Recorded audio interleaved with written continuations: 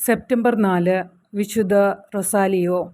സിസിലിയിലെ ലാ സദൂസ എന്ന് വിളിക്കപ്പെടുന്ന വിശുദ്ധ റൊസാലിയ പലേർമോയുടെ രക്ഷാധികാരിയാണ്. ചാൾ മാഗനിൽ നിന്നുള്ള വംശപരമ്പര അവകാശപ്പെടുന്ന ഒരു കുലീന കുടുംബത്തിലാണ് റൊസാലിയ ജനിച്ചത്. റൊസാലിയ ഭക്തിക്ക് പേരുകെട്ടവളായിരുന്നു.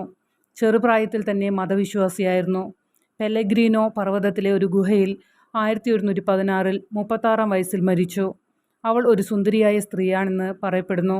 2 മാലാഖമാരാൽ അവളെ അവിടെ ആ ഗുഹയിലേക്ക് നയിച്ചു എന്ന് പാരമ്പര്യം നമ്മോട് പറയുന്നു.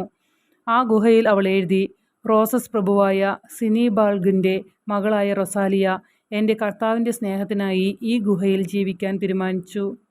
1624 റൊസാലിയയുടെ മരണത്തിന് 458 വർഷങ്ങൾക്ക് ശേഷം പലേർമോയിൽ ഒരു ഭീകരമായ പ്ലാഗ് ബാധിച്ചു. ഈ പ്രയാസത്തിനിടയിൽ റൊസാലിയ ഒരു രോഗിയായ സ്ത്രീക്ക് പ്രത്യക്ഷപ്പെട്ട് അവളെ സുഖപ്പെടുത്തി. പിന്നീട് അവൾ ഒരു വേട്ടക്കാരന് പ്രത്യക്ഷപ്പെട്ടു. അതിൽ അവളുടെ അവശിഷ്ടങ്ങൾ എവിടെയാണ് കണ്ടെത്തേണ്ടതെന്ന് അവൾ സൂചിപ്പിച്ചു. അവളുടെ അസ്ഥികൾ പലേർമോയിലേക്ക് കൊണ്ടുവരാനും നഗരത്തിലൂടെ ഘോഷയാത്രയെ കൊണ്ടുപോകാനും അവൾ അവനോട് ആവശ്യപ്പെട്ടു. വേട്ടക്കാരൻ മല കയറി. അവൾ വിവരിച്ചതുപോലെ ഗുഹയിൽ അവളുടെ അസ്ഥികൾ കണ്ടെത്തി. ദർശനത്തിൽ അവൾ തന്നോട് ആവശ്യപ്പെട്ടത് അവൻ ചെയ്തു. ഘോഷയാത്രയ്ക്ക് ശേഷം പ്ലാഗ് ഉടനെ അവസാനിച്ചു.